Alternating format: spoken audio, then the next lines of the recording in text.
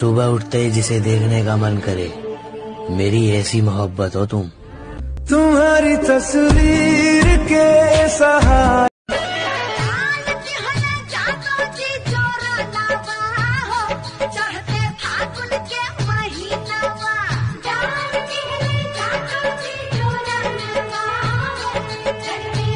ऊपर से बन के आती है। हाँ, और पकड़ी पार्क में जाती है। हो मेरा सैया प्यार नहीं करदा, मैं हो गई परेशान।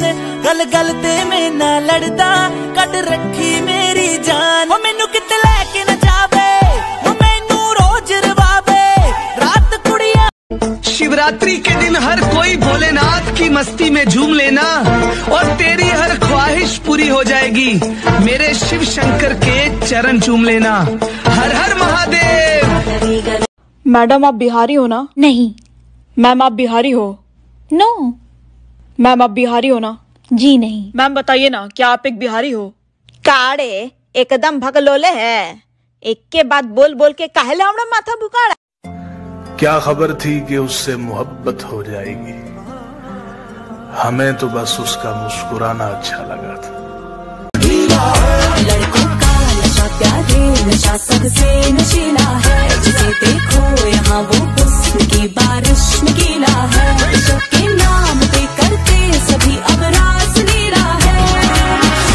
न माना तेरा प्यार न माना,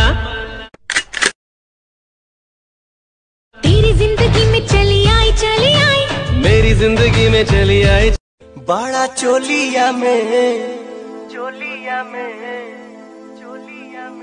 बड़ा चोलिया में होता गुदगुदी राजा, बड़ा चोलिया में होता गुदगुदी राजा। जब हम आप पे मरते हैं तब आप कहीं और मरते हैं।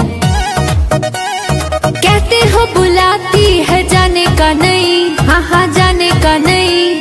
तो सुन, हम बुलाइबे नहीं किए, इधर आने का नहीं। अरे हमारो से बेसी हूँ तो पागल बिया, दिल्ली वाली दिल लेके पागल बिया।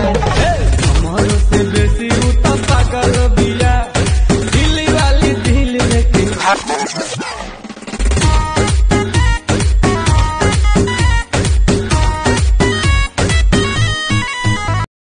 हाय करियो न मुझसे तू झूठे मूठे वादे, रह जाएंगे हम तो तेरे बिन आधे आधे, तेरे लिए ही बनी हूँ। उतना रतिया में जागल है तोहरे खातिर, उतना तू जागल हूँ का।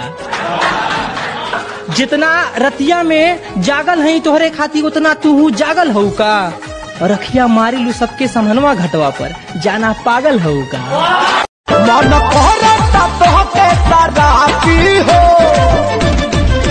तो कहिए कदी देवरबा पापी हो।